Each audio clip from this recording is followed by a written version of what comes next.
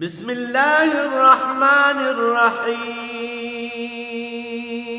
الرحمن علم القرآن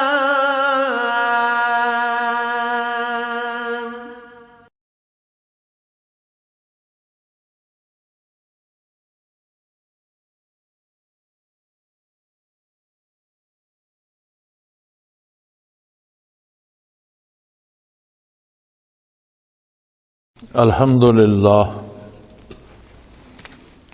للہ رب العالمین والصلاة والسلام علی حبیبہ محمد وآلہ وصحبہ اجمعین۔ اعوذ باللہ من الشیطان الرجیم، بسم اللہ الرحمن الرحیم۔ جعل اللہ الکعبۃ البیت الحرام قیاما للناس والشہر الحرام والہدی والقلائد۔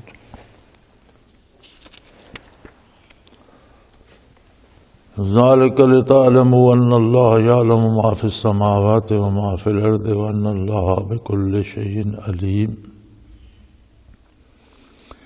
اعلموا ان اللہ شدید العقاب وان اللہ غفور رحیم۔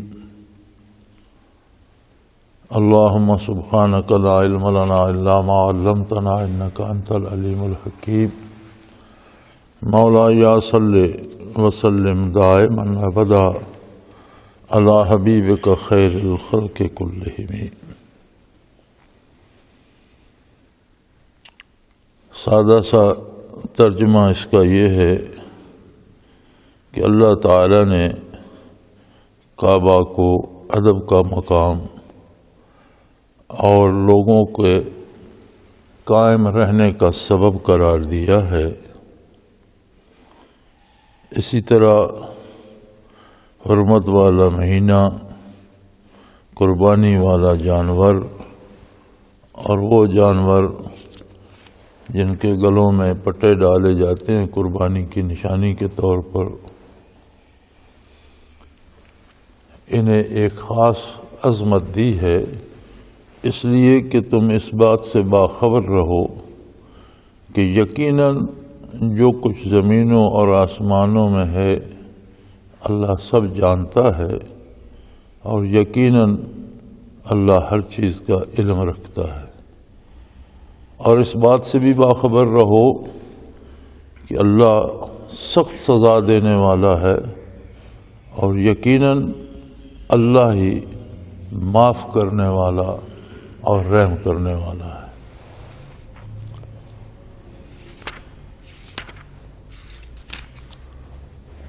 ان آیات مبارکہ میں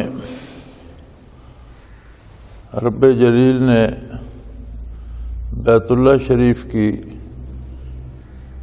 ایک عجیب عظمت کا اظہار فرمایا ہے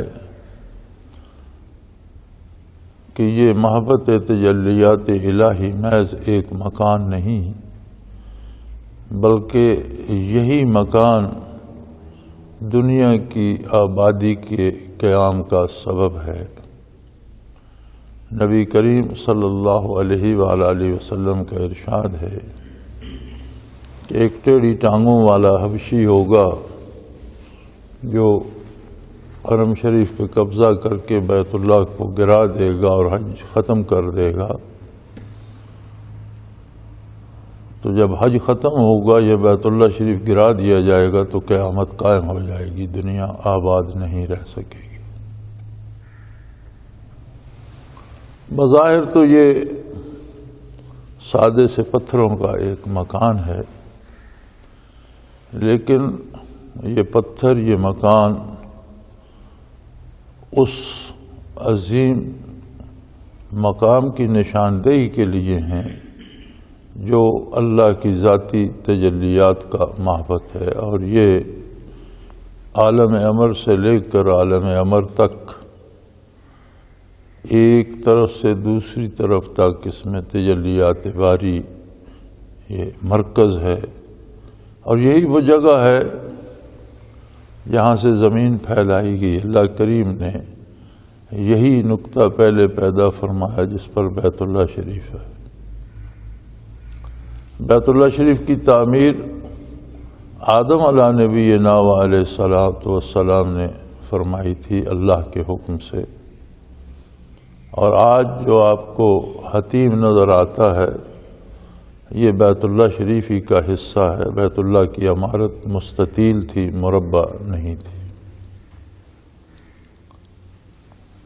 اور اس میں کونے پہ جو حجر اسود لگا ہوا ہے یہ وہ پتھر ہے جو آدم علیہ السلام کے ساتھ جنت سے آیا اور بیت اللہ کے کونے میں نصب کیا گیا۔ اس کی اپنی ایک بہت لمبی تاریخ ہے۔ محققین لکھتے ہیں کہ یہ بڑا شفاف، سفید، چمکدار اور روشن تھا، لوگوں کے مس کرنے سے آہستہ آہستہ سیاہ ہو گیا۔ حدیث شریف میں آتا ہے کہ قیامت کے دن ہر اس شخص کے طواف کی گواہی دے گا جس نے کبھی اس کا طواف اللہ کے لیے خلوص سے کیا ہوگا۔ یہ قائم رہا بیت اللہ شریف پر جب نوح علیہ السلام کے زمانے میں طوفان نوح آیا تو اس میں منہدم ہو گیا، اور یہ پتھر اللہ کے حکم سے جبرائیل امین نے اٹھا کر پہاڑوں میں رکھ دیا۔ یہ پتھر محفوظ رہا، عمارت منہدم ہو گئی، اور اس وقت سے لے کر حضرت ابراہیم علیہ السلام کے زمانے تک یہ عمارت منہدم رہی۔ لیکن عجیب بات یہ ہے کہ عمارت نہیں تھی تب بھی اس کا طواف ہوتا رہا، اور جتنے انبیاء جن کی امتیں عذاب میں گرفتار ہوئیں اور غرق ہوئیں یا تباہ ہوئیں، وہ بھی ہجرت کر کے وہیں تشریف لے جاتے تھے اور لوگ طواف کرتے رہے۔ یہ ایسا مقام بن گیا تھا کہ درمیان میں ایک چھوٹی سی گول سی پہاڑی تھی جس پر بیت اللہ شریف تھا، اور مکہ مکرمہ کے جو 4-5 تقریباً بازار ہیں نالے سے بنتے ہیں، پہاڑ ہیں مختلف، تو سب کا پانی یہاں آتا ہے، آج بھی آتا ہے، اور پھر ایک نالے کی طرف نکل جاتا ہے، باقی سب کا یہاں جمع ہو کر سارا پھر ایک کی طرف نکلتا ہے۔ آج بھی زیر زمین وہی نظام بنا ہوا ہے کہ تمام بازاروں کا پانی بیت اللہ شریف کے نیچے سے ہو کر ایک بازار کے نیچے سے گزر جاتا ہے۔ تو یہ گول سی پہاڑی رہی، انبیاء تشریف لے آتے، صلحاء آتے، جو امتی ان کے بچ جاتے وہ آ جاتے، قیام کرتے، طواف کرتے، بیشتر یہیں اسی پہاڑی کے گرد دفن ہو گئے، اور بعض ایسے بھی تھے کہ جو آئے اور کوئی دفن کرنے والا نہیں پہنچا تو از خود خاک اڑ کر ان کے وجود مبارک پنہاں ہو گئے۔ لیکن اس میں آمد و رفت جاری رہی۔ پھر ابراہیم علیہ السلام کو اور اسماعیل علیہ السلام کو حکم ہوا، ابراہیم علیہ السلام کو حکم ہوا کہ انہیں وہاں چھوڑ آئے۔ اس وقت بھی عمارت نہیں تھی، نہ یہ چاہے زمزم تھا۔ جیسا کہ آپ جانتے ہیں، مشہور واقعہ ہے کہ مائی صاحبہ کو اور حضرت اسماعیل علیہ السلام کو وہاں چھوڑ کر حضرت ابراہیم واپس ہونے لگے۔ تھوڑا سا زیادہ راہ، کچھ کھجوریں، ایک مشکیزہ پانی کا تھا، تو مائی صاحبہ نے پوچھا کہ آپ ہمیں یہاں چھوڑ کر کہاں جا رہے ہیں؟ کہ واپس جا رہا ہوں۔ ایسا کیوں؟ فرمایا اللہ کا یہی حکم ہے۔ تو انہوں نے فرمایا اگر اللہ کا حکم ہے تو پھر اللہ خود ہماری حفاظت فرمائے گا۔ چنانچہ جب وہ پانی راشن ختم ہوا، حتیٰ کہ پیاس کی وجہ سے دودھ مبارک بھی خشک ہو گیا، اور اسماعیل علیہ السلام شیرخوار بچے تھے، چلا رہے تھے، تو انہوں نے ایک جگہ انہیں لٹا کر یہ دیکھنے کے لیے کہ کہیں پانی کے کوئی آثار ہیں، کیونکہ ان صحراؤں میں جہاں پانی نہیں ہوتا تو وہاں یہ آثار تلاش کیے جاتے ہیں کہ کہیں کوئی نخلستان یا درخت نظر آئیں، یا پرندے وغیرہ اڑتے ہوئے نظر آئیں تو اندازہ لگا لیا جاتا ہے کہ وہاں پانی ہوگا۔ تو مائی صاحب حضرت اسماعیل علیہ السلام کو لٹا کر کوہ صفا پہ چڑھیں۔ اب تو یہ پہاڑ بھر گئے ہیں، اس وقت پہاڑیاں تھیں کافی اونچی، پہاڑ پر چڑھ کر انہوں نے ادھر ادھر نگاہ دوڑائی، کوئی آثار نظر نہ آئے تو نیچے اترتی آئیں، اور ایک طرف سے اسماعیل علیہ السلام کو بھی دیکھ رہی تھیں۔ جب نیچے گہرائی میں اتری تو جب وہ اوجل ہو گئے تو انہوں نے دوڑنا شروع کر دیا، تاں کہ اگلی چڑھائی پر پہنچیں جہاں سے وہ نظر آ رہے تو پھر آرام سے چلتی چلتی اوپر چڑھیں۔ وہاں سے بھی کچھ نظر نہ آیا تو بے قرار ہو کر پھر اسی طرح نیچے اترنا شروع کیا، جہاں سے وہ آنکھوں سے اوجل ہو گئے دوڑنے لگیں، اور پھر صفا پہ آئیں۔ تو اس طرح سے 7ویں چکر میں جب وہ صفا پہ پہنچیں تو انہوں نے دیکھا کہ جہاں اسماعیل علیہ السلام ایڑیاں رگڑ رہے تھے وہاں سے پانی کا چشمہ پھوٹ رہا ہے۔ اللہ کریم کو ان کی وہ ادا ایسی پسند آئی کہ تب سے لے کر آج تک اور قیامت تک جب تک حج رہے گا، حج عمرہ طواف کرنے والے لوگ طواف کے بعد صفا اور مروہ میں اسی طرح صفا سے شروع کرتے ہیں، آرام سے چلتے ہیں، جہاں وہ جگہ آئی جہاں اس وقت گہرائی تھی تو دوڑتے ہیں، پھر وہاں تک جہاں تک مائی صاحبہ دوڑتے ہیں، حتیٰ کہ حضور نبی کریم صلی اللہ علیہ وسلم نے بھی اس پر عمل فرمایا، اور آپ کی امت ہمیشہ اس پر عمل کرتی آ رہی ہے۔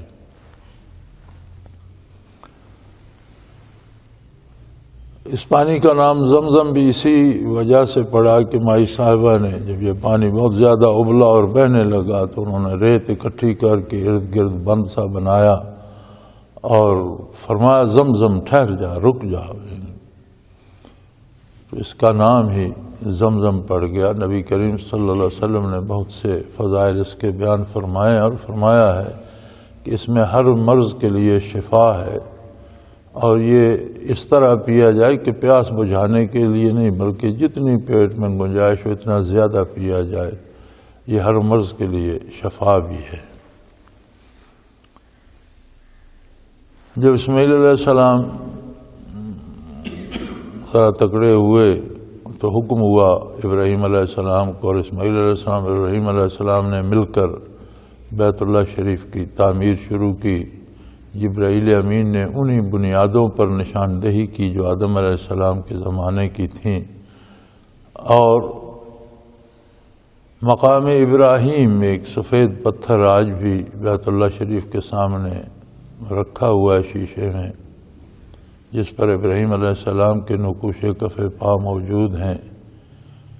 وہ پتھر قدرتی طور پر جوں دیوار بلند ہوتا جاتا، اسماعیل علیہ السلام پتھر گارا پکڑاتے اور ابراہیم علیہ السلام دیوار بناتے جاتے تھے، تو آپ کے پاؤں اس پتھر میں دھنس گئے۔ وہ آج تک مقام ابراہیم کے نام سے بیت اللہ شریف کے سامنے موجود ہے، اور دونوں قدم مبارک اس میں دھنسے ہوئے نظر آتے ہیں، نشان ہے قدمین مبارک کا بھی۔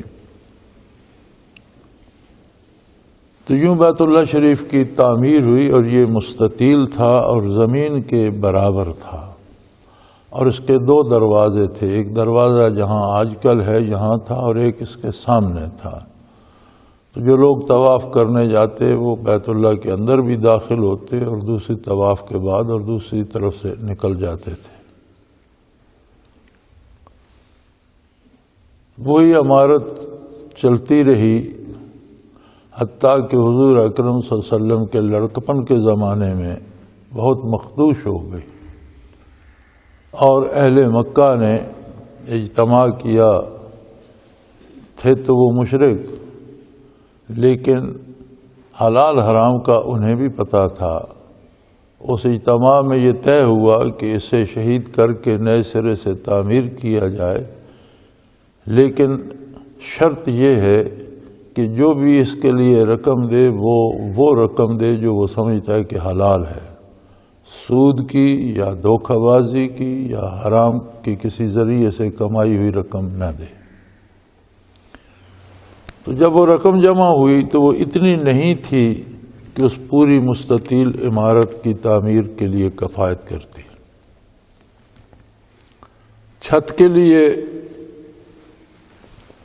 ان لوگوں نے ایک کوئی باہر کا سوداگر جدہ میں تھا، اس سے بحری جہاز خریدا. اس نے کہا کہ میرا جہاز ویسے بھی مخدوش ہو چکا ہے اور میں سفر کرنے سے ڈر رہا ہوں، آپ اگر میرا سامان میرے ملک پہنچا دیں تو یہی اس کی قیمت ہے، جہاز آپ لے لیں. تو جہازوں کی لکڑی چونکہ بہت خاص قسم کی بھی ہوتی ہے، پھر پانی میں رہ کر پختہ تر ہو جاتی ہے. تو انہوں نے اونٹوں کا انتظام کر دیا کہ اس کا سامان اس کے دیس پہنچ جائے، اور وہ جہاز قریش مکہ کو مل گیا. انہوں نے اسی سے بیت اللہ شریف کا چھت وغیرہ بنایا اور اندر 3 بڑے بڑے لکڑی کے ستون کھڑے کیے چھت کے نیچے، جو آج بھی موجود ہیں. نبی علیہ الصلوۃ والسلام اکثر ان ستونوں کے ساتھ ٹیک لگا کر بیٹھا کرتے تھے. مجھے بھی سعادت نصیب ہوئی بیت اللہ شریف کے اندر جانے کی. میں نے ان ستونوں کو دیکھا، اندر نوافل بھی پڑھے، اور اندر جا کر سب کو شوق ہوتا ہے کہ چاروں طرف 2 رکعت منہ کر کے چاروں طرف 2 رکعت پڑھی جائیں.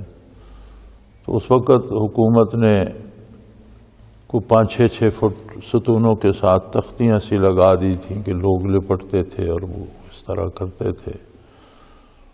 تو لوگوں کی ان حرکات سے، اس لکڑی کی زیارت سے بھی ہم محروم ہو گئے جس کے ساتھ حضور ٹیک لگا کر بیٹھا کرتے تھے. لوگوں کا حال بھی عجیب ہے. آج بھی آپ دیکھتے ہیں جب بھی حج ہوتا ہے تو بیت اللہ شریف کا پردہ اٹھا کر اوپر دورہ کر کے اونچا باندھ دیا جاتا ہے، اس لیے کہ یہ لوگ جو حج کے لیے جاتے ہیں یہ چھوٹے چھوٹے چاقو لے جاتے ہیں اور پردہ شریف کاٹ کے لے آتے ہیں. عجیب لوگ ہیں، سمجھ نہیں آتی یہ کون سی عقیدت ہے اور کون سا ادب ہے اور کون سا احترام ہے. تو ابھی اگر دیکھا جائے تو حیرت ہوتی ہے کہ بڑے بڑے پتھر ہیں، بہت موٹے بھی ہیں، اور بعض تو 3-3 فٹ لمبے ہیں، کوئی 2 فٹ لمبا ہے، چوڑائی بھی اتنی ہوگی، بڑا وزن ہوگا. بڑے طاقتور یا عجیب لوگ تھے. اسماعیل علیہ السلام پکڑاتے رہے، ابراہیم علیہ السلام لگاتے رہے، اور یوں بیت اللہ کی تعمیر اس وقت ہوئی. پھر قریش نے چونکہ پیسے کم تھے تو اسے مربع کر کے چھت دیا اور باہر حتیم بنا دیا تاکہ حد کعبہ قائم رہے جہاں بیت اللہ شریف تھا. اور قریش نے یہ بھی کیا کہ اس کو اونچا کر دی، اس کی کرسی زمین سے 6-7 فٹ، اور اوپر دروازہ لگا اور ایک ہی دروازہ رکھا. تو وہ ان کا خیال تھا کہ جو بھی بیت اللہ شریف کے اندر جائے ہماری اجازت سے جائے اور ہمیں کوئی فیس دے. تو اس طرح سے انہوں نے موجودہ صورت بنا دی. حضور اکرم صلی اللہ علیہ وسلم نے فتح مکہ کے بعد فرمایا حضرت عائشہ رضی اللہ تعالی عنہا سے کہ اگر مجھے یہ خیال نہ ہوتا کہ تیری قوم نئی مسلمان ہوئی ہے تو بیت اللہ کو شہید کر کے اس کی واپس اصل صورت پہ کر دیتا، مستطیل بنا دیتا. لیکن لوگ نئے مسلمان ہوئے ہیں اور پھر وہ شاید اس میں نہ پھنس جائیں کہ بیت اللہ شہید کیوں کیا گیا. چنانچہ جب حضرت معاویہ رضی اللہ تعالی عنہ کے وصال کے بعد یزید حکمران بنا تو حضرت عبداللہ ابن زبیر رضی اللہ تعالی عنہ نے اس کی اطاعت نہیں کی اور مکہ مکرمہ میں الگ حکومت قائم کر لی.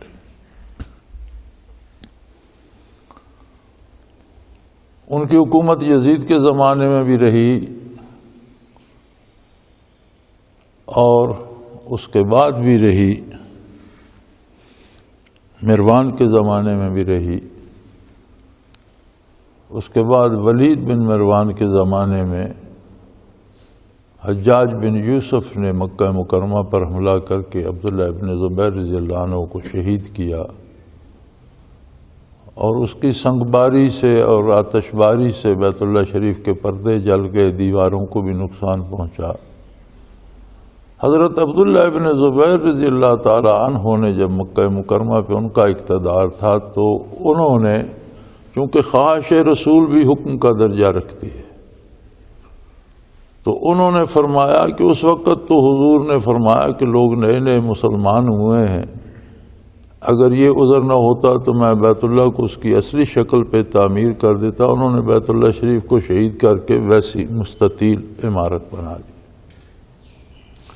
حجاج بن یوسف نے جب قبضہ کیا تو ایک تو بیت اللہ شریف کے پردے بھی جل گئے کہ وہ باہر سے آگ برساتے رہے اور پتھر منجنیکوں سے برساتے رہے، دیواروں کو بھی نقصان پہنچا۔ کچھ اس لیے بھی کہ حضرت عبداللہ رضی اللہ تعالی عنہ نے یہ کیا ہے، انہوں نے پھر شہید کر کے حجاج بن یوسف نے اسے پھر مستطیل اور زمین سے اونچا بنا دیا۔ اس کے بعد جب ولید عبد الملک بن مروان جب وہاں گیا تو اس نے دیکھا تو اس نے کہا تم نے غلط کیا ہے، وہ تو واقعی نبی کریم صلی اللہ علیہ وسلم کی خواہش تھی اور ابن زبیر نے صحیح کیا تھا، ہماری اطاعت حکومت کی اس نے نہیں کی، لیکن یہ تو اس نے سنت کے مطابق کیا تھا، تمہیں اسے اس طرح نہیں کرنا چاہیے تھا۔ تو اس نے پھر ارادہ کیا کہ اسے پھر سے شہید کر کے مستطیل بنایا جائے، لیکن علماء نے اس کی اجازت نہ دی اور انہوں نے فرمایا یہ بادشاہوں میں کھیل بن جائے گا، پھر کوئی آئے گا وہ کہے گا مستطیل نہیں مربع بنا دو، پھر کوئی آئے گا کہے گا مربع ٹھیک نہیں مستطیل بنا دو، لہذا اللہ اس کو اسی حال میں رکھنا چاہتے ہیں، آپ اس کو اس کے حال پہ چھوڑ دیں۔ تب سے اب تک وہ اسی حالت پہ بحمداللہ قائم ہے۔ موجودہ حکومت جو سعودی خاندان کی ہے، انہوں نے بے پناہ کام کیا ہے، مسجد نبوی پر بھی اور بیت الحرام کی مسجد پر بھی بے پناہ دولت بھی خرچ کیا، بہت خوبصورت بہت عظیم عمارتیں بنائی ہیں، عقل دنگ ہو جاتی ہے۔ بیت اللہ شریف کی جو اصل عمارت ہے اسے انہوں نے چھیڑا نہیں ہے، مرمت وغیرہ یا اندر دیوار کے اندر بڑے خوبصورت پتھر لگا دیے، فرش بہت خوبصورت لگا دیا، چھت وہی ہے، ستون وہی ہیں، لیکن ان پر پالش والش کر دی اور بہت خوبصورت بہت خرچ کر کے انہوں نے، لیکن اصل عمارت کو انہوں نے نہیں چھیڑا، چھت کے اوپر اور پختہ تر کر دیا، دیواروں کے اندر سے بہت چیزیں جوڑیں، لیکن وہ اسی حالت میں۔ اور اس کی یہ بات اللہ کریم ارشاد فرماتے ہیں کہ جعل اللہ الکعبۃ البیت الحرام، کعبہ کو اللہ نے نہایت ادب کی جگہ بنایا ہے۔ یہ حضور حق میں حاضری کی مثال ہے اور قیامت کا نقشہ پیش کرتا ہے کہ جب آدمی دو انسلے کپڑوں میں جس طرح کفن دیا جاتا ہے اسی طرح کی دو چادریں پہن کر اور دنیا و ما فیہا سے کٹ کر اللہم لبیک کہتا ہوا اللہ کی بارگاہ میں حاضر ہوتا ہے، اسی طرح اللہ کے مقرب بندے اپنے کفن کی دو چادریں لپیٹے ہوئے میدان حشر میں اللہ کے حضور پیش ہوں گے، اور جب تک وہاں سے پروان نجات نہیں ملتا کسی کی فکر نہیں ہوگی، صرف اللہ کی طرف متوجہ ہوں گے۔ اسی طرح بندہ جہان سے کٹ کر اللہ کی طرف متوجہ ہو جاتا ہے۔ اور ساتھ یہ فرمایا قیاما للناس، یہ لوگوں کی بقا کا سبب بھی ہے کہ جب تک بیت اللہ شریف قائم ہے اور اس کا طواف ہو رہا ہے تب تک دنیا بھی قائم ہے، دنیا کی آبادی بھی قائم ہے۔ چنانچہ ابراہیم علیہ السلام کے بعد گمراہی بھی پھیلی، دین کی جگہ رسومات آ گئیں، حج کی تلبیحات کی جگہ لوگوں نے مشرکانہ کلمات گھڑ لیے، سیٹیاں بجاتے تالیاں بجاتے مختلف حرکتیں کرتے، لیکن طواف بہرحال جاری رہا۔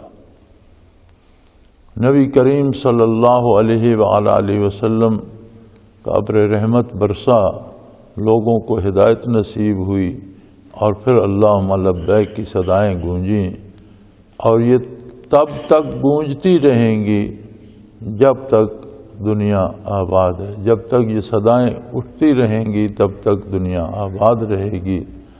اگر یہ طواف اور صدائیں ختم ہو گئیں تو پھر یہ دنیا کے خاتمے کی دلیل ہوگی, دنیا ختم ہوگی. فرمایا اللہ نے کعبہ شریف کو ایک تو بہت ادب کی جگہ بنایا ہے کہ بارگاہ حق میں حاضری کا مقام ہے, حضوری کی جگہ ہے, اور دوسرا یہ نوع انسانی کے قیام کا سبب ہے, قیام للناس, دنیا کی آبادی کا سبب ہے. اسی طرح یہ مہینہ حرمت والا ہے, اور اسی طرح قربانی کے جانور جنہیں نشانیاں بھی لگا دی جاتی ہیں, یہ سب اسی طرح حرمت والے ہیں. اس مہینے میں بھی مہینے کا بھی احترام کیا جائے کہ اس میں اللہ کی نافرمانی سے بچا جائے, جنگ و جدل سے بچا جائے. اور جو جانور اللہ کے نام پر قربان کرنے کے لیے مقرر کر دیے جاتے ہیں ان کو مارنا, چرانا, نقصان پہنچانا وہ بھی اتنا ہی شدید جرم ہے, اور اس سے بھی لوگوں کو اسی طرح بچنا چاہیے. یعنی بات کسی جانور یا مکان یا جگہ کی نہیں, بات اس نسبت کی ہے جو انہیں اللہ جل شانہ سے نصیب ہوگی. ایک عام جانور ہے, گائے بیل ہے, بکرا ہے, اونٹ ہے, لیکن جب وہ منسوب ہو گیا اللہ کی طرف تو کوئی اسے نقصان نہ پہنچائے. اس کی ایک عظمت ہو گئی کہ وہ اللہ کے نام پہ قربان کیا جائے گا. تو اگر ان جانوروں کے لیے ایک عظمت, ایک احترام ہے جو اللہ کی طرف منسوب ہو جاتے ہیں, تو اہل اللہ, اللہ کے وہ بندے جن کی زندگیاں اللہ میں بسر ہو جاتی ہیں اور لوگوں کو اللہ اور اللہ کے رسول کا پیغام پہنچاتے رہتے ہیں, ان کی اور اہل اللہ کی اہمیت کا اندازہ کر لیں کہ وہ کس قدر ہوگی اللہ کے نزدیک. اور فرمایا بظاہر تو یہ ایک عام پتھروں کی عمارت ہے, اور آج عمارتیں دنیا میں بہت قیمتی اور بڑی, آج تو شیشوں سے, بڑی قیمتی شیشوں سے, انبریکیبل بلٹ پروف شیشوں سے عمارتیں بن رہی ہیں. ایسے عجیب شیشے ہیں کہ اندر سے باہر سب نظر آتا ہے اور باہر سے اندر کچھ نظر نہیں آتا, ساری عمارت شیشے کی ہوتی ہے. پتھر تو پتھر گولی مارنے سے نہیں ٹوٹتی. بڑی بڑی قیمتی, بڑی بڑی بلند, بڑی بڑی عظیم عمارتیں بن گئیں, لیکن فرمایا وہ نہ خود ہمیشہ کے لیے ہیں عمارتیں, اور نہ ان کے سبب کسی کو ہمیشگی حاصل ہے, نہ ان کے سبب کسی کو دوام حاصل ہے, نہ وہ خود دائم ہے. یہ عمارت جو بیت اللہ شریف کی ہے یہ قیام للناس, یہ انسانیت کے قیام کا سبب ہے. جب تک یہ قائم ہے دنیا قائم ہے, دنیا آباد ہے, لوگ جیتے بستے ہیں. یہ ایسی عمارت ہے کہ اگر یہ نہ رہے گی, اس کا طواف نہیں رہے گا تو دنیا قائم نہیں رہے گی. پھر اللہ نے اس مہینے کو قربانی کے جانوروں کو بھی ایک خاص عظمت دی ہے کہ ان کا لحاظ کیا جائے, انہیں تکلیف نہ پہنچائی جائے, چرایا نہ جائے. اور یہ اس لیے ہے کہ لوگوں کو یہ بات یقیناً معلوم رہے, لِتَعْلَمُوا أَنَّ اللَّهَ يَعْلَمُ مَا فِي السَّمَاوَاتِ وَمَا فِي الْأَرْضِ, کہ اللہ زمینوں آسمانوں کی ہر چھوٹی بڑی بات سے واقفیت رکھتا ہے, آگاہ ہے, خود جانتا ہے کہ کہاں کیا ہو رہا ہے, کون کیا سوچ رہا ہے, کس ارادے سے سوچ رہا ہے, کس نیت سے سوچ رہا ہے. ہر چیز اللہ جل شانہ کے سامنے ہے اور وہ ذاتی طور پر جانتا ہے. نبی علیہ الصلوۃ والسلام کا ارشاد عالی ہے کہ جسے حج نصیب ہو جاتا ہے وہ اس طرح گناہوں سے پاک ہو جاتا ہے جیسے آج دنیا میں پیدا ہوا. لیکن یہ یاد رہے کہ حج کی کچھ شرائط بھی ہیں. سب سے پہلی اور بنیادی بات یہ ہے کہ صاحب نصاب ہو اور حلال رزق ہو اس کے پاس. حرام رزق سے اگر حج کرے گا تو قبول نہیں ہوگا۔ واضح ارشاد ہے نبی کریم صلی اللہ علیہ وسلم کا کہ ایک شخص بہت دور سے بیت اللہ شریف میں آئے گا، اس کا لباس، اس کے بالوں کی پریشانی اور اس کے چہرے کی تھکن اس کے دور دراز سے آنے کی اطلاع دے رہی ہوگی، اور بڑے درد سے طواف کرے گا اور پکارے گا اللہم لبیک، اے اللہ میں حاضر ہوں، لیکن اس کی لبیک کا جواب نہیں دیا جائے گا۔ عرض کی گئی رسول اللہ کیوں؟ فرمایا اس کا مال حرام کا ہوگا، حرام کے خرچ سے اللہ کریم قبول نہیں فرمائے۔ اسی طرح خلوص نیت سے اللہ کی رضا کے لیے جائے تو زندگی بدل جاتی ہے۔ گناہ معاف ہونے کا مطلب یہ ہے کہ آئندہ گناہوں سے بچنے کی توفیق نصیب ہو جاتی ہے، اور اگر حج کر کے بھی آیا اور اس کی عملی زندگی میں، اس کے عقیدے میں، اس کے کردار میں کوئی فرق نہ ہو، اور وہی بدعات کا اسیر ہو اور وہی رسومات کا اسیر ہو اور دین پر عمل نہ کرے، تو پھر اس نے حج نہیں کیا، سیر سپاٹا کر کے آ گیا۔ حضور اکرم صلی اللہ تعالیٰ علیہ وآلہ وسلم کے زمانے میں بھی حدیث شریف میں وارد ہے کہ حجۃ الوداع میں کم و بیش 1,40,000 تو صحابہ کرام وہاں جمع تھے، 1.5 لاکھ آدمی تو تب بھی تھا، اور سب نے رمی جمار کیا اور شیطان کو کنکریاں ماری، تو 1.5 لاکھ آدمی بھی 3 دن ہر بندہ 7 کنکریاں مارتا رہے تو پہاڑ بن جاتا ہے۔ لیکن مفسرین کرام لکھتے ہیں کہ رات کو فرشتے وہ کنکریاں اٹھا لیتے تھے، صبح جگہ صاف ہوتی تھی، کوئی کنکر نہیں ملتا تھا۔ میں نے یہ روایت اسرار التنزیل میں لکھ دی۔ ہمارے ایک مولانا ہوتے تھے، ان کا وصال ہو گیا، اللہ ان پر اپنی رحمتیں فرمائے۔ ہنگو میں ان کا مدرسہ تھا، بڑے اچھے عالم بھی تھے، بہت نیک بھی تھے، صالح آدمی تھے، بڑے خوش مذاق بھی تھے۔ تو انہوں نے اسرار التنزیل میں یہ واقعہ پڑھا تو مجھے خط لکھا کہ آپ نے تو لکھ دیا فرشتے کنکریاں لے جاتے ہیں، لیکن میں تو وہاں حج پہ گیا ہوا تھا تو رات کو دیکھا کہ سعودیہ کے جو وہ ٹرک ہیں وہ کنکریاں بھر رہے ہیں۔ تو میں نے انہیں لکھا کہ میں نے لکھا ہے کہ حاجیوں کی کنکریاں فرشتے اٹھا کر لے جاتے ہیں، اور یہ تمام سیرت کی کتابوں میں ملتا ہے۔ اب جو لوگ پکنک پہ سیر سپاٹے پہ جاتے ہیں، حرام مال سے جاتے ہیں، حج کی نیت سے نہیں جاتے، صرف حاجی کہلوانے کے لیے جاتے ہیں، تو ان کی کنکریاں فرشتے تو نہیں اٹھائیں گے، سعودیہ کے ٹرک کی اٹھائیں گے۔ چونکہ یہ تو ایک اصول ہے کہ آج بھی جو حج کرتا ہے اور اس کا حج قبول ہوتا ہے تو فرشتے ہی اس کی کنکریاں لے لیتے ہیں، جو قیامت کو اس کے اعمال کے وزن میں رکھی جائیں گی۔ وَأَنَّ اللَّهَ بِكُلِّ شَيْءٍ عَلِيمٌ، اور فرمایا یہ بات خوب غور سے سن لو، تم جو کہتے ہو، جو کرتے ہو، جو کہتے ہو، جو سوچتے ہو، اس ہر چیز سے اللہ واقف۔ اور یہی وہ بنیادی بات ہے جو انسانیت کی اصلاح کا سبب بنتی ہے۔ بندہ جرم کیوں نہیں کرتا؟ کسی حکومت، کسی قانون کے ڈر سے جرائم نہیں رکتے۔ یورپ میں، مغرب میں، امریکہ میں، ان ممالک میں نے دیکھا ہے کہ بڑا سخت قانون ہے، اور وہ قانون پر عمل درآمد بھی بڑا زور و شور سے کرتے اور کرواتے ہیں، قانون نافذ بھی کرتے ہیں۔ جرم ہو جائے تو برسوں اس کی کھوج میں لگے رہتے ہیں، جب تک وہ مل نہیں جاتا کہ کس نے جرم کیا تھا، چھوڑتے نہیں، 10-20 برس گزر جائیں، وہ لگے رہتے ہیں۔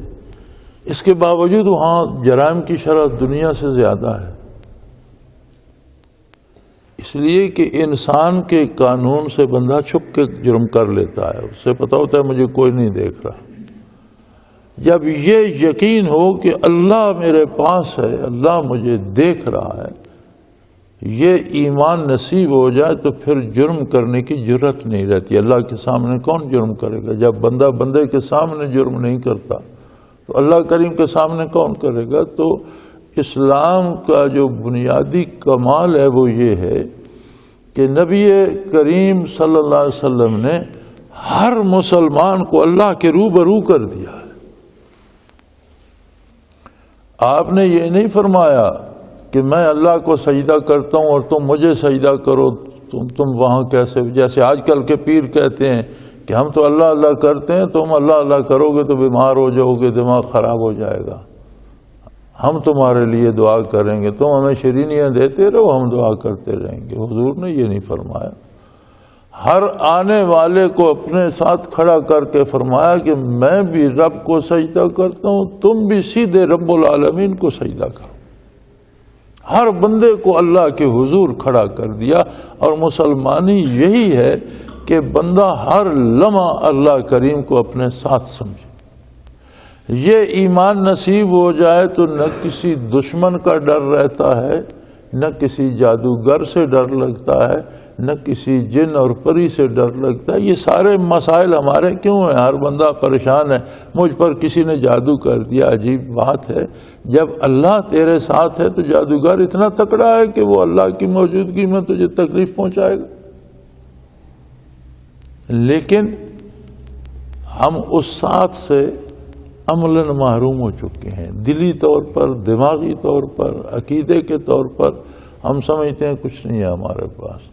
یہی وجہ ہے کہ ہم رسومات میں، بدعات میں اگلے دن دیکھ رہا تھا حضور صلی اللہ علیہ وسلم کا ارشاد عالی کہ بدعات پر عمل کرنے والی کی اگر کسی نے تعظیم بھی کی، اسے عزت و احترام سے بلایا بھی، تو اس کا بھی قیامت کو مواخذہ ہوگا۔ کسی رسوم پرست اور بدعتی کی تعظیم کرنا بھی اتنا بڑا جرم ہے، اور آج ہم رسومات میں فرائض چھوٹ جاتے ہیں۔ فرض عین ہے نماز نہیں پڑھیں گے، لیکن شادی پہ وہ سہرا باندھنا اور گانا باندھنا چونکہ ہندوؤں کی رسم ہے اور بدعت ہے، وہ ضرور کریں گے۔ بندہ مر جائے، جنازے کی نماز کس کو آتی ہے؟ جب عجیب تماشا حیرت ہوتی ہے کہ جب مخلوق صفیں باندھ چکتی ہے تو مولانا نیت بتاتے ہیں۔ اب یاد ہو جائے گی ان کو نیت، جن کو گھر سے ہی نہیں آتی، اور جنہیں نیت نہیں آتی انہیں نماز کب آتی ہوگی؟ تو سیدھا سا اعلان کرو وہ جنہیں جنازہ نہیں آتا باہر بیٹھو، کسی کو شرم تو آئے، کوئی سیکھے تو صحیح۔ تو ہمارے مولوی وہاں سکھاتے ہیں یہ نیت کرنی ہے۔ بھی کیا نیت کرنی ہے؟ یہ زبانی نیت تو خود بدعت ہے۔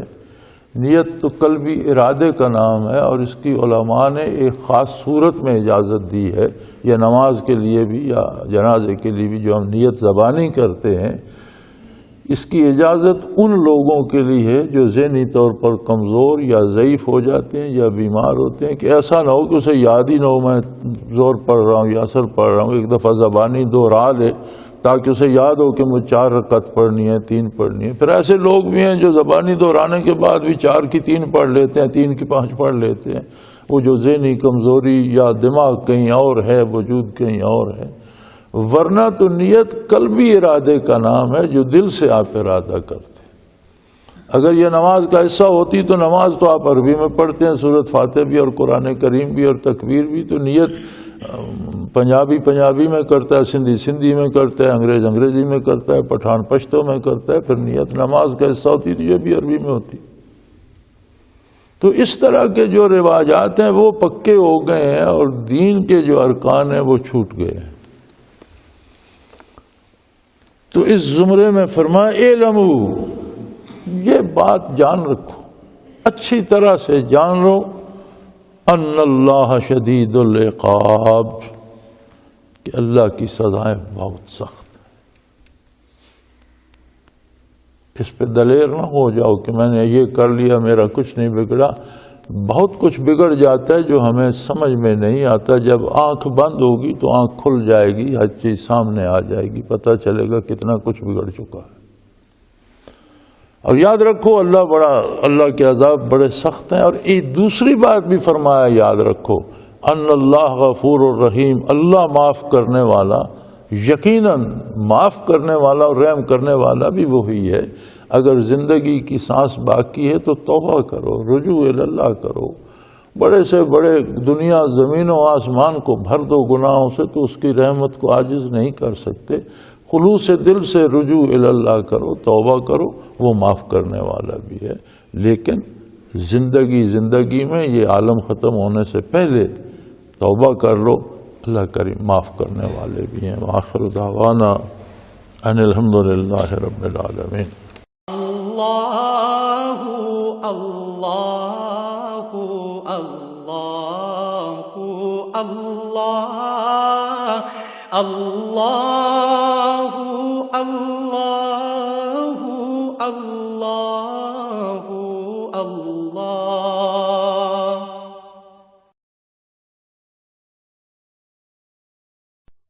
حضرت امیر محمد اکرم آوان مد ذلہ العالی دارالعرفان منارہ ضلع چکوال میں سالہ سال سے قرآن و حدیث کے اوپر خطابات کر رہے ہیں اور سلسلہ نقشبندیہ اویسیہ کے مطابق لوگوں کو ذکر الہی کی تربیت دے رہے ہیں۔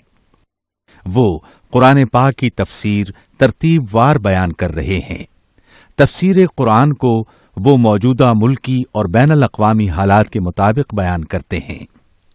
موٹر وے سے کلر کہار کے انٹرچینج سے نکلتے ہوئے کلر کہار کی جھیل سے ہوتے ہوئے میانی، بوچھال اور نور پور سے گزرتے ہوئے دارالعرفان منارہ پہنچ سکتے ہیں۔ حضرت امیر محمد اکرم آوان نے بچیوں اور بچوں کی دینی اور دنیاوی تعلیم کے لیے سقارہ اکیڈمی کے نام سے ایک درسگاہ بھی قائم کی ہے، جس کا افتتاح ملک پاکستان کے صدر جنرل محمد ضیاء الحق نے اپنے دست مبارک سے کیا تھا۔ وہ تمام احباب جو اسلام کی طلب رکھتے ہیں ان سے گزارش ہے کہ دارالعرفان منارہ ضلع چکوال میں امیر محمد اکرم آوان صاحب کے خطابات سے مستفید ہوں۔ وہ ہر جمعے کو نماز سے پہلے بیان فرماتے ہیں۔ ہر ماہ کی پہلی اتوار کو ماہانہ اجتماع ہوتا ہے جس میں آپ خصوصی خطاب فرماتے ہیں اور پاکستان کے چاروں صوبوں سے احباب اس اجتماع میں شرکت کرتے ہیں۔